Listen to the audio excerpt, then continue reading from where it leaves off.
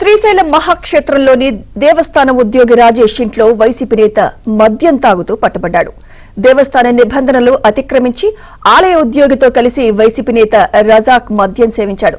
విషయం తెలుసుకున్న శ్రీశైలం 1వ పట్టణ పోలీసులు ఆ ఇంటి వద్దకు చేరుకుని మద్యం సేవిస్తున్న ఇద్దరిని పీఎస్కు తరలించారు.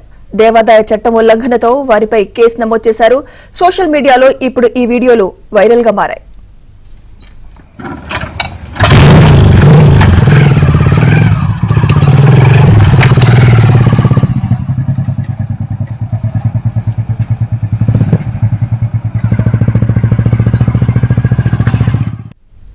ఇదే అంశంపై మరింత సమాచారం మా ప్రతినిధి సుంకన్న అందిస్తారు. సుంకన్న, మిత్ర శ్రీశైలం దేవస్థానం ఇంజనీరింగ్ విభాగంలో ఈ రాజేష్ అనే వ్యక్తి పనిచేస్తున్నారు.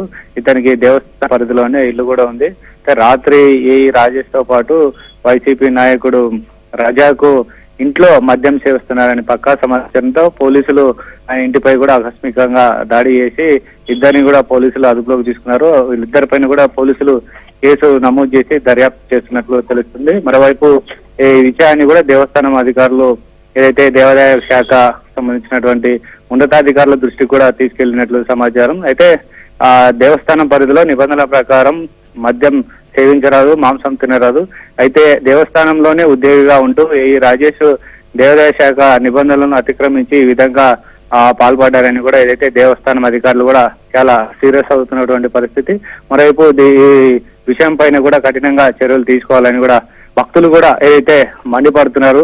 ఒక ఆలయంలో ఉద్యోగిగా పనిచేస్తూ ఈ విధంగా చేయడం కరెక్ట్ కాదని కూడా భక్తులు ఇతరపై చర్యలు తీసుకోవాలని డిమాండ్ వ్యక్తం అవుతున్నటువంటి నేపథ్యంలో దేవస్థానం అధికారులు కూడా ఇతనిపై చర్యలకు త్వరలోనే తీసుకుంటారనే చర్చ జరుగుతుంది.